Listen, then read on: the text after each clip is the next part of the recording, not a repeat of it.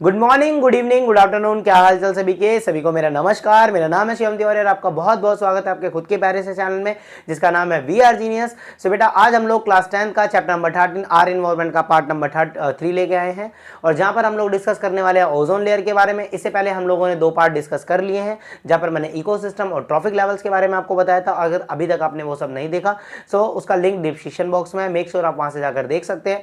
ठीक है, सो आज का टॉपिक हम बिना वक्त गंवाए स्टार्ट करते हैं। सबसे पहले जो आज हमारे इस वीडियो में हम सबसे पहले जो टॉपिक देखेंगे वो है हमारा ओजोन लेयर। तो भाई क्या होता है ozone layer? So ozone layer is a protective blanket. ये एक प्रोटेक्टिव ब्लैंकेट होता है जो कि अर्थ को चारों तरफ से कवर करता है और हमें वो और कवर करके हमें किससे बचाता है?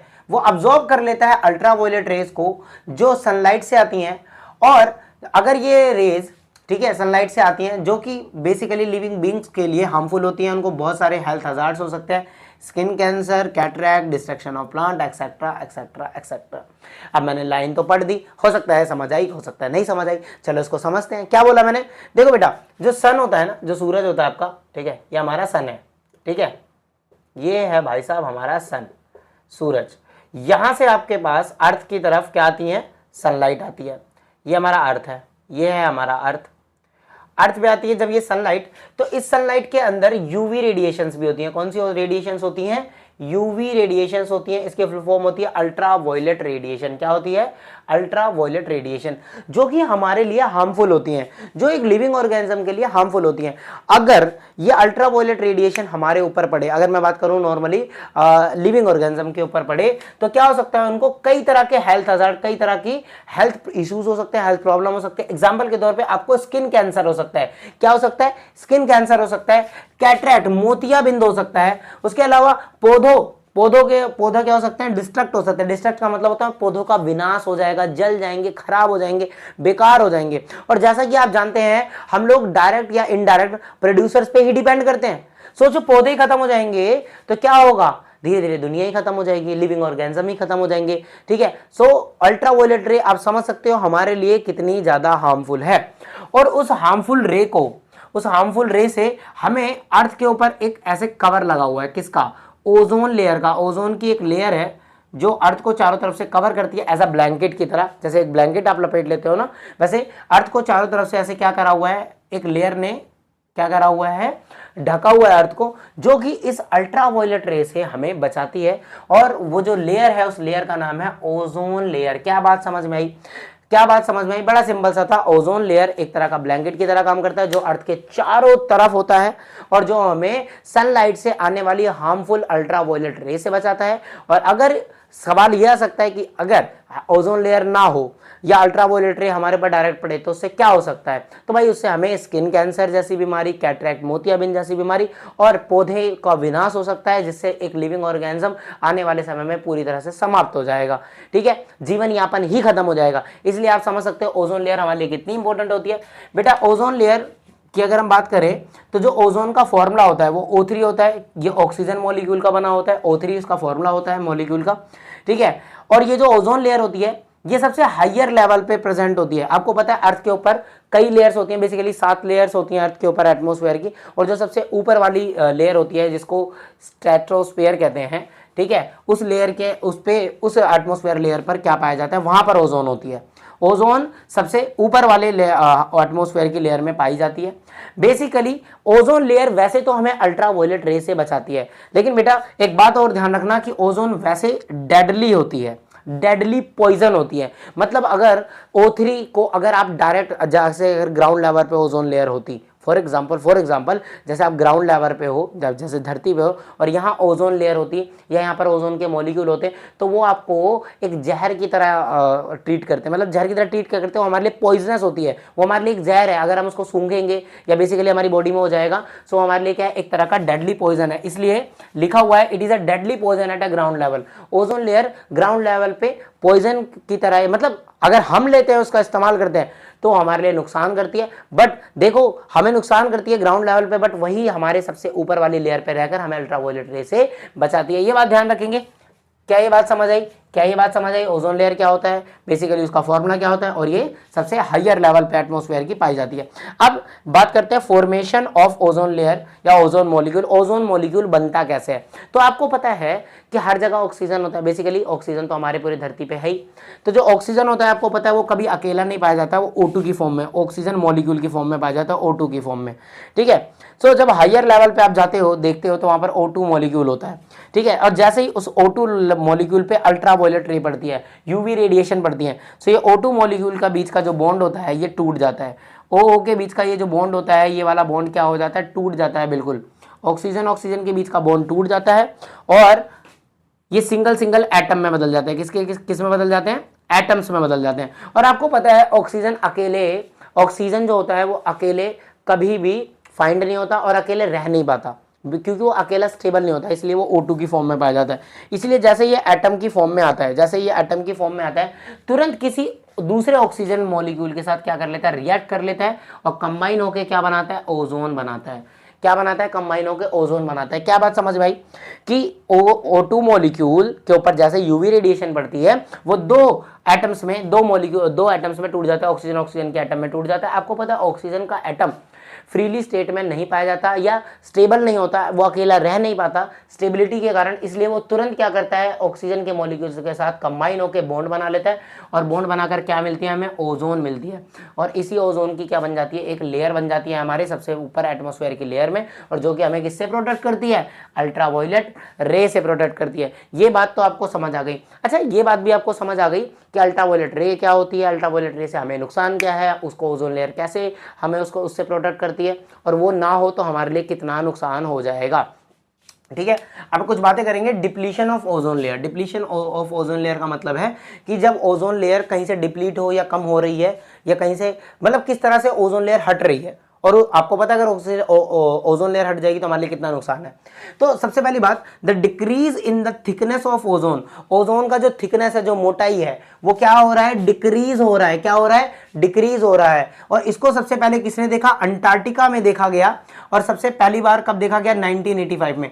1985 में अंटार्कटिका ने देखा कि ओजोन लेयर की थिकनेस हो रही है कम, और ओजोन लेयर की थिकनेस कम हो रही है, जिसकी वजह से ओजोन में एक होल क्रिएट हो रहा है, जिसकी वजह से ओजोन में एज अ होल क्रिएट हो रहा है। मतलब पूरी तरह से वो बिल्कुल एकदम होल क्रिएट नहीं हो रहा, लेकिन धीरे धीरे देखो ओजोन एक मोटी एक लेयर है, ऐसे करके एक लेयर है, धीरे धीरे पतली होते होते वो इतनी पतली हो गई ना, तो वो कैसा बिहेव करेगी? एज अ होल बिहेव करेगी भाई। एक टाइम हो जाएगा कि बिल्कुल ही वो लेयर खत्म हो गई, और जैसे वो लेयर खत्म हो जाएगी अल्ट्रावायलेट रेडिएशन हमारे अर्थ पर डायरेक्ट पड़ने लग जाएंगी। तो मैंने वही बोला the decrease in the thickness of ozone layer, कि ओजोन लेयर डिक्रीज हो रही है धीरे धीरे। ये सबसे पहले अंटार्कटिका में देखा गया, और सबसे पहले किस टाइम पर ऑब्जर्व हुआ? ये चीज 1985 में ऑब्जर्व हुआ था, और इसको एक टर्म बताया गया कि ओजोन में एक तरह से छेद हो रहा है, ठीक है, अंटार्कटिका द्वारा बताया गया। और अब सवाल यह है कि ये हो क्यों रहा है भाई? ऐसी क्या चीज है जो ओजोन लेयर को खत्म कर रही है, धीरे धीरे कम कर रही है? सो लोगों ने पाया this decrease was linked with the excessive, ये जो डिक्रीज हो रहा है ओजोन लेयर में, इसका कारण है एक्सेसिव यूज। किसका एक्सेसिव यूज? किस चीज का इस्तेमाल? Synthetic chemical. कई तरह के सिंथेटिक केमिकल का जब आप यूज कर रहे हो, जो कि ओजोन लेयर को क्या कर रही हैं? धीरे धीरे डिप्लीट कर रही हैं, खत्म कर रही हैं। और आप सोच सकते हो कि ओजोन लेयर हो गई अगर खत्म, तो बेटा आपको हो जाएगा स्किन कैंसर, क्योंकि अल्ट्रावायलेट रे आप पे डायरेक्ट पड़ेगी, पौधे हो जाएंगे खत्म, प्रोड्यूसर खत्म हो जाएंगे, तो डायरेक्टली या इनडायरेक्टली एक दिन पूरी धरती जल्द से जल्द समाप्त हो जाएगी। ये बात तो आप समझ सकते हो। और बेटा वो जो सिंथेटिक केमिकल है जिससे हमें बहुत नुकसान हो रहा है, जिससे ओजोन लेयर धीरे धीरे खत्म हो रही है, वो सिंथेटिक केमिकल है कौन सा? बेसिकली मतलब ये कई प्रकार के केमिकल्स हैं, बट उसमें जो मेनली हमें जानना है जो हमारे सिलेबस में, वो है क्लोरोफ्लोरोकार्बन। कौन सा कार्बन? क्लोरोफ्लोरोकार्बन। ये एक मॉलिक्यूल होता है CFCS।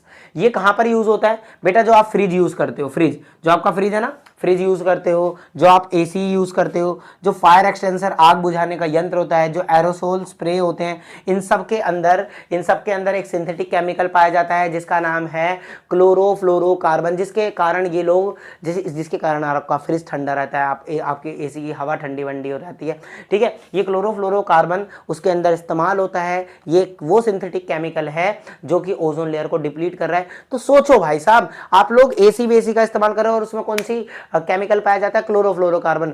तो क्लोरोफ्लोरोकार्बन करती क्या है, ये ओजोन लेयर को डिप्लीट कर रही है। और कैसे करती है अगर मैं ये भी बताऊं तो बेटा ये कुछ नहीं करती, कुछ नहीं का मतलब कैसे करती है ये बताता हूं। जब ये ओजोन लेयर में जाती है, जब CFCS ऊपर ओजोन लेयर में जाती है तो यहां से क्लोरोफ्लोरोकार्बन में से जो क्लोरीन है ये ओजोन के साथ रिएक्ट करता है और ओजोन को दोबारा किस में बना देता है, ऑक्सीजन मॉलिक्यूल में बना देता है। किस में बना देता है, दोबारा ऑक्सीजन मॉलिक्यूल में बना देता है, जिसके कारण धीरे धीरे ओजोन लेयर क्या हो जाएगी, खत्म हो जाएगी। और जब ओजोन लेयर खत्म हो जाएगी तो आप सोच सकते हो आपके साथ क्या हो रहा है। मैंने आपको लास्ट वाले लेक्चर में भी बताया था, देखो दुनिया का भगवान का बनाया हुआ सबसे नायाब और सबसे इंटेलिजेंट और सबसे बोलूं तो इंपॉर्टेंट, क्या बोलो, सबसे नायाब चीज कौन सी है, इंसान है। और इंसान खुद का ही विनाश करने पे तुला। देखो आप मस्त AC लगा के सो रहे हो, आप फ्रिज का यूज कर रहे हो, देखो, और आपको ही नहीं बोल रही, हमको भी बोल रहा हूँ, हम सब ऐसा कर रहे हैं। फ्रिज, ACs और ऐसी कई प्रकार की चीजें हम यूज करते हैं जिसके अंदर ऐसे कई प्रकार के सिंथेटिक केमिकल्स लगे होते हैं जो कि ओजोन लेयर को कहीं ना कहीं डिप्लीट कर रहे हैं, जिसका एक बहुत बड़ा एग्जांपल है क्लोरोफ्लोरोकार्बन। क्या ये बात समझ में आई, क्या ये बात समझ में आई, ठीक है। अच्छा आगे बात करते हैं। United Nation Environmental Programme UNEP, बेटा ये एक तरह का वैसे संस्था बोल सकते हो, ये एक तरह का प्रोग्राम बोल सकते हो जो कि इंटरनेशनल प्रोग्राम होता है, ठीक है। इन्होंने क्या करा, इन्होंने एक एग्रीमेंट तैयार करा, और एग्रीमेंट कैसा है, वर्ल्ड वाइड एग्रीमेंट है। कैसा एग्रीमेंट है, वर्ल्ड वाइड एग्रीमेंट है, पूरी दुनिया के लिए एग्रीमेंट तैयार करा गया। और इस एग्रीमेंट के तहत क्लोरोफ्लोरोकार्बन की प्रोडक्शन को कम करने की मांग करी गई है, ठीक है। और इस एग्रीमेंट का नाम काइटो प्रोटोकॉल बोला गया है। काइटो प्रोटोकॉल के एग्रीमेंट के, देखो काइटो प्रोटोकॉल अगर आप ध्यान से पढ़ोगे तो काइटो प्रोटोकॉल के अंदर कई तरह के गैसेस और कई तरह के सिंथेटिक केमिकल को रोकने के मांग करी गई है। लेकिन अभी हम फिलहाल कई तरह के केमिकल की बात ना करते हुए सिर्फ हम ये समझेंगे कि काइटो प्रोटोकॉल के एग्रीमेंट के तहत क्लोरोफ्लोरोकार्बन की प्रोडक्शन क्या कर रही गई है, कम करी गई है। और कम क्या, ये पूरे के पूरे वर्ल्ड वाइड में ये एग्रीमेंट फैला हुआ है कि आप क्लोरोफ्लोरोकार्बन की प्रोडक्शन एक लिमिट से ज्यादा नहीं कर सकते, क्योंकि उससे हमारी ओजोन लेयर को डिप्लीशन या डिप्लीट हो जाएगी ओजोन लेयर। उसके बाद क्या होगा वो तो आप सब समझते हैं। और ये जो प्रोग्राम है यूनाइटेड नेशन एनवायरनमेंट प्रोग्राम, जिसने ये एग्रीमेंट तैयार करा या सब वर्ल्ड वाइड में भेजा गया है, ये कब भेजा गया था, 1986 में। कई जगह पे 1987 भी लिखा हुआ है, ठीक है, बट 1986 में भी करेक्ट, ठीक है, क्योंकि हम NCERT वाइज चल रहे हैं। सो क्या आपको ये सारी बातें समझ आई? तो मेक श्योर एक बार इसका स्क्रीनशॉट ले लो आप लोग। तो बेटा अपने दूसरे टॉपिक की तरफ चलते हैं। ओजोन की बात तो हो गई, अब हम बात करेंगे गार्बेज डिस्पोजल, ठीक है। अगर हम बात करें गार्बेज डिस्पोजल क्या होता है, यानी कचरा प्रबंधन, यानी कचरे को ठिकाने लगाना, डिस्पोज करना, ठीक है। ये हमारा लास्ट टॉपिक है, 10 से 5 मिनट लूंगा। देखो क्या बोलता है, improvement in lifestyle have the resulted in accumulation of a large number amount waste material. जब आप अपनी लाइफस्टाइल को बेहतर बना रहे होते हैं तो उसको बेहतर बनाने के समय उसके रिजल्ट में आप बेहतर ही नहीं बनाते हैं, कुछ वेस्ट भी साथ में मिलता ही है। जैसे कि आप जब भी कुछ अच्छा करते हो साथ में कुछ थोड़ा बुरा हो ही जाता है ना। यानी कि कचरा, उसे हम कचरा बोलते हैं नॉर्मल लाइफ में। यार आप खाना बना रहे हो तो आपको छिलके विलके मिलेंगे आपको फालतू के, है ना। अगर आप कोई चीज़ सामान मार्केट से ला रहे हो तो उसका क्या नाम है, उसका पैकेट वगैरह फाड़ोगे तो सब क्या है। तो आप कुछ भी करने जाओगे जब अपनी लाइफस्टाइल में तो आपको कुछ वेस्ट पदार्थ मिलता है जिसको हम कचरा बोलते हैं, बेसिकली जिसको गार्बेज बोलते हैं। अब गार्बेज को हम किस तरह से ठिकाने लगा सकते हैं, उससे पहले हम ये बात करें कि गार्बेज कितने तरह के होते हैं। मतलब गार्बेज जो होता है, जो मटेरियल गार्बेज का होता है वो 2 तरह के मटेरियल होते हैं। एक बायोडिग्रेडेबल वेस्ट होता है, एक नॉन बायोडिग्रेडेबल वेस्ट होता है। जो आपका वेस्ट है, जो आपका कचरा है, वेस्ट बोलो चाहे गार्बेज बोलो, ये बेसिकली 2 तरह का होता है। कितने तरह का होता है, 2 तरह का होता है। एक बायोडिग्रेडेबल वेस्ट होता है, एक नॉन बायोडिग्रेडेबल वेस्ट होता है। अब बायोडिग्रेडेबल वेस्ट क्या होता है, वो वेस्ट जो डिकम्पोज हो जाता है बाय द माइक्रो ऑर्गेनिज्म, वो वेस्ट जो डिकम्पोज हो जाता है बाय द माइक्रो ऑर्गेनिज्म, ठीक है। मेरा शर्ट पे लगा तो ये मिट गया, कोई बात नहीं, ठीक है, कोई नहीं। जैसे कि आप जानते हो कि जैसे आपका हो गया एग्जांपल के लिए फ्रूट या वेजिटेबल का छिलका, कॉटन हो गया, जूट हो गया, डंक यानी गोबर हो गया, पेपर हो गया। जब इस बिटस को आप मिट्टी में रख देते हो या मिट्टी के कहीं पे फेंक देते हो तो नॉर्मली आप देखते हो उस पे क्या लग जाता है, माइक्रो ऑर्गेनिज्म लग जाते हैं, हमारे डिकम्पोजर लग जाते हैं। और डिकम्पोजर लगकर उसको क्या कर लेते हैं, डिकम्पोज कर देते हैं, बेसिकली मिट्टी में मिला देते हैं, ठीक है। तो ऐसे कचरे को हम बायोडिग्रेडेबल वेस्ट बोलते हैं।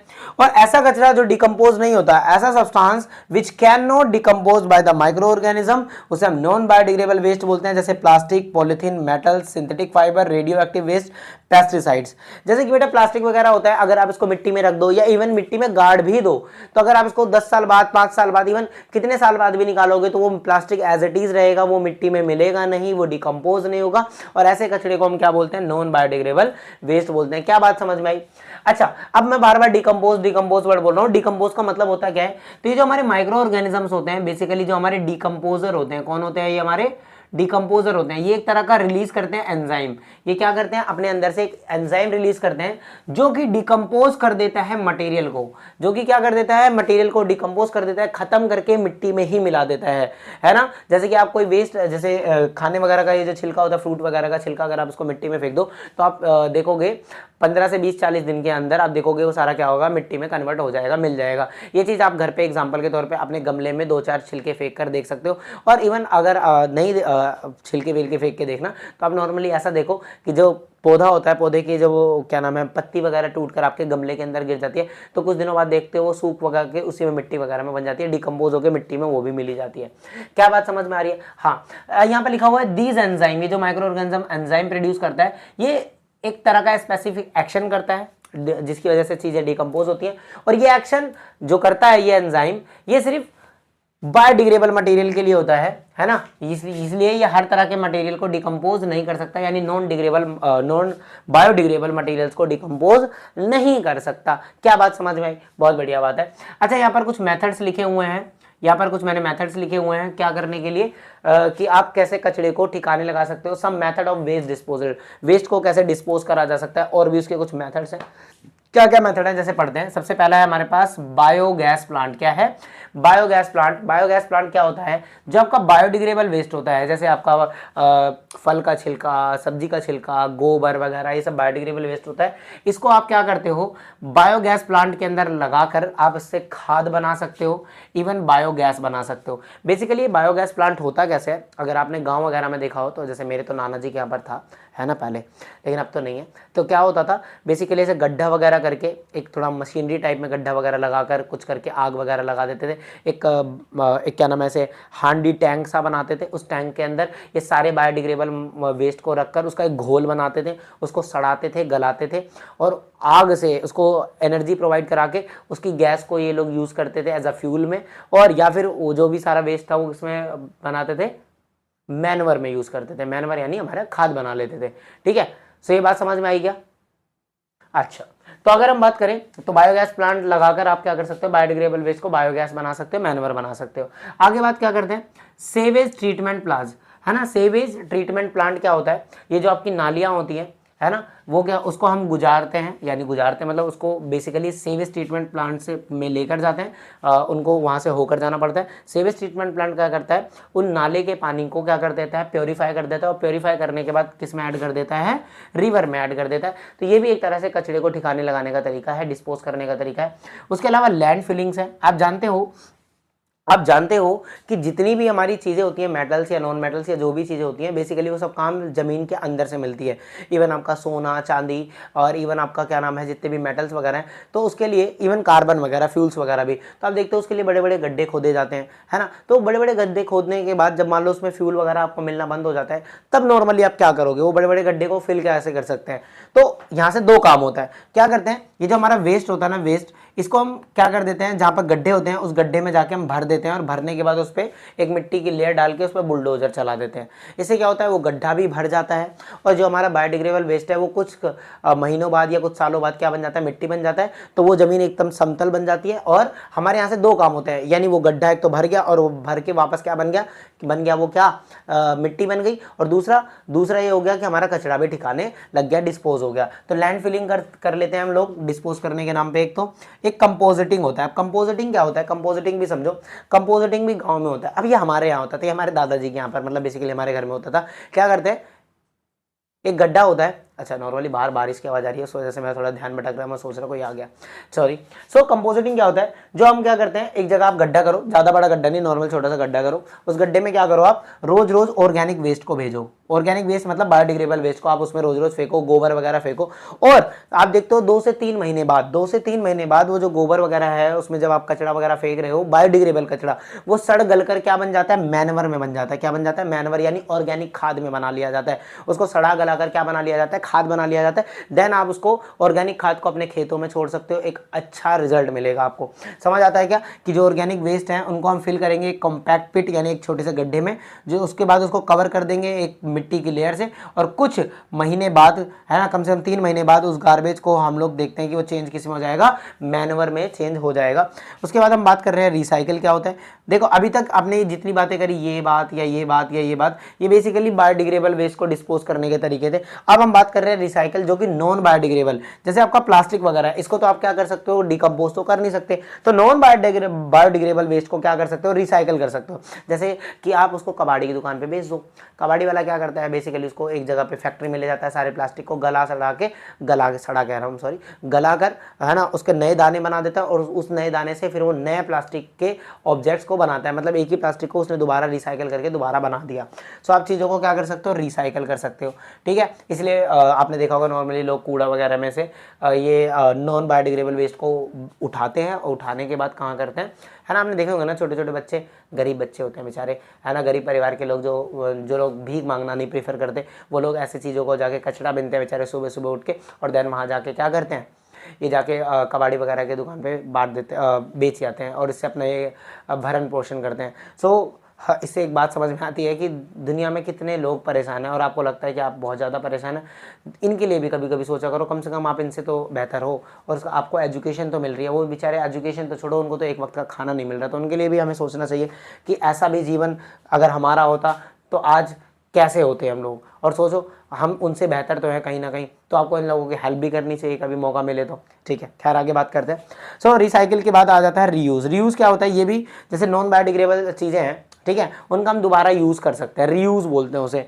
बेसिकली यहाँ पे लिखा है it is a conventional technique, Hindi में बोलो तो जुगाड़ भाई, है ना। आपने देखा है इंडिया में इसको इंग्लिश में बोल रहे हैं तो कन्वेंशनल टेक्निक, अपन तो कैसे बोलते हैं, जुगाड़, है ना। रीयूज़ का मतलब किसी चीज़ का जुगाड़ कर लेना, है ना। मतलब जैसे कि अगर आपकी बोतल है, ठीक है, बोतल है, पहले पानी वानी पी रहे थे, आप देख लिया बोतल पानी पीने लायक नहीं, एकदम गंदी बंदी हो गई, बोतल को काट लेते हैं, उसमें छोटा सा मिट्टी भर के उसमें थोड़ा मोड़ा गमला लगा लेते हैं हम लोग, नहीं तो उसका हम मग बना लेते हैं बीच में से काट के, है ना।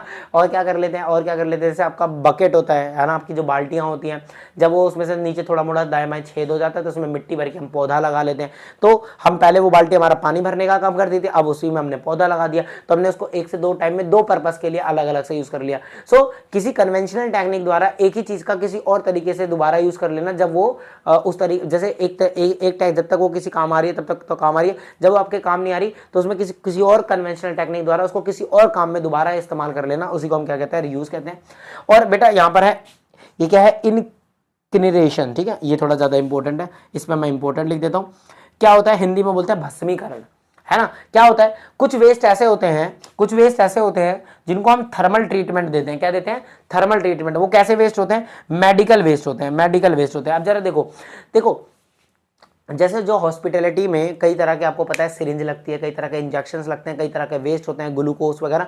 अब इन सब में आपको पता है इन्फेक्शंस होते हैं, क्योंकि बेटा ये मरीजों के लग रहे हैं। अब इसको हम जाके कबाड़ी की दुकान पे नहीं बेचेंगे, भले वो प्लास्टिक है, लेकिन कबाड़ी की दुकान पे अगर आप बेचोगे और वो प्लास्टिक जाके किसी और प्लास्टिक में मिलेगा तो उसके साथ उसमें इन्फेक्शंस भी हो जाएंगे, जम्स भी तो जाएंगे, पता नहीं क्या कौन सी बीमारी उन प्लास्टिक में लगी होगी, कौन सी सिरिंज किस बंदे के हाथ में लगी होगी, और फिर उसको जो यूज़ करेगा, या वो दोबारा जब नई प्लास्टिक बनेगी तो वो उसके अंदर के कीटाणु थोड़ा हो सकता है मर जाए, वो दोबारा उसमें जाएंगे, वो कई लोगों को बीमार कर सकते हैं, हमारे लिए हार्मफुल होते हैं। तो उनको हम रिसाइकल या रीयूज तो नहीं करते, उनका हम क्या कराते हैं, इंक्रीनेशन कराते हैं। इंक्रीनेशन क्या होता है, एक मशीन होती है बड़ी सी, जिसमें इन सारे प्रोडक्ट को डाला जाता है और डालकर एकदम राख बना दिया जाता है, एकदम भस्म बना दिया जाता है, ठीक है। हम समझ आ रहा है क्या, इसको हम इंक्रीनेशन कहते हैं। ये थर्मल प्लांट, वही जो मैं बोल रहा हूँ, थर्मल ट्रीटमेंट का मतलब हीट का ट्रीटमेंट, यानी एकदम उसको भस्म करके एकदम राख बना देते हैं, इसको इंक्रीनेशन कहते हैं। क्या बात समझ आई। एक बार मैं इस चीज़ को समरैप कर दूं क्या सारा, जो हमारा गार्बेज होता है, गार्बेज क्या होता है, जब हम अपनी लाइफस्टाइल को जीते हैं तो हम अपनी लाइफस्टाइल को आगे बढ़ते समय हम कई तरह के वेस्ट भी बनाते हैं, और वो जो वेस्ट होता है उसी को हम गार्बेज कहते हैं। गार्बेज 2 तरह के होते हैं, बायोडिग्रेडेबल, नॉन बायोडिग्रेडेबल। बायोडिग्रेडेबल वो होता है जिसको आप लोग क्या कर सकते हो, डिकम्पोज कर सकते हो bye the micro organism. Non biodegradable क्या होता है, जिसको आप माइक्रो ऑर्गेनिज्म द्वारा डिकम्पोज नहीं कर सकते। अब डिकम्पोज क्या होता है, डिकम्पोज वो होता है जब माइक्रो ऑर्गेनिज्म अपने अंदर से एक एंजाइम छोड़ता है, जिसकी वजह से जो बायोडिग्रेडेबल वेस्ट होता है वो मिट्टी में एकदम कन्वर्ट हो जाता है। इस प्रोसीजर को हम डिकम्पोज करना कहते हैं। और कुछ मेथड्स हैं हमारे अलग तरह से जो हम गार्बेज को डिस्पोज करते हैं। उन मेथड में बायोगैस प्लांट एक ऐसा प्लांट होता है, एक ऐसी मशीन वगैरह टाइप्स बोल दो, एक ऐसा सिस्टम बोल दो जिसके अंदर बायोडिग्रेडेबल मटेरियल डालने के बाद, बायोडिग्रेडेबल वेस्ट डालने के बाद वो उसको बायोगैस और मैन्योर में बना देता है।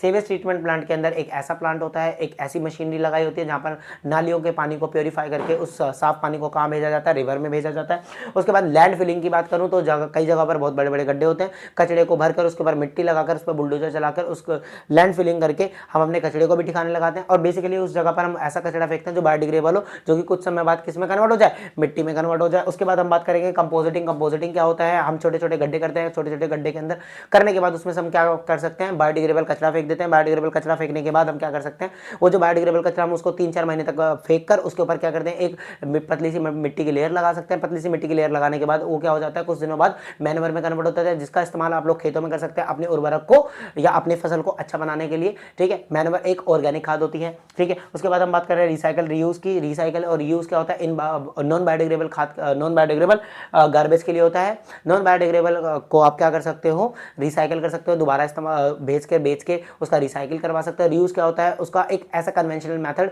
जिसका इस्तेमाल खत्म हो गया उसको दोबारा किसी तरह से इस्तेमाल कर लेना, उसको हम रीयूज बोलते हैं। और बाकी इनक्रीनेशन क्या होता है, इनक्रीनेशन होता है जो हॉस्पिटलिटी वेस्ट होते हैं, जिन वेस्ट को आप ना तो रिसाइकिल कर सकते हो, ना ही रीयूज कर सकते हो, ना ही उसको डिकम्पोज कर सकते हो। तो उसका हम क्या करते हैं, उसको हम थर्मल ट्रीटमेंट प्लांट से भिजवाते हैं। थर्मल प्लांट क्या होता है, एक थर्मल ट्रीटमेंट क्या होता है, जहां पर आप लोगों को एक ऐसी मशीन दी जाती है जहां पर आप इस तरह का कचरा डालते हो, हॉस्पिटलिटी वेस्ट डालते हो, जिसको वो उसमें पूरी तरह से किसमें कन्वर्ट कर देता है, राख में कन्वर्ट कर देता है। ठीक है, सो ये पूरा ओवरऑल चैप्टर था। ठीक है, हमने चैप्टर में इसको 3 पार्ट में करा है। ठीक है, और अभी फाइनली हमने पूरा चैप्टर कंप्लीट कर लिया। सो अगर आपका कोई डाउट है तो प्लीज़ मेक श्योर उसको कमेंट करो, हम उसको किसी ना किसी वीडियो में या आपको कमेंट में मैं आंसर देने की कोशिश करूंगा अगर कोई क्वेश्चन आपके है, अगर आपको नहीं समझ आता तो। ठीक है, सो बाकी आप पढ़ते रहो। Thank you very much.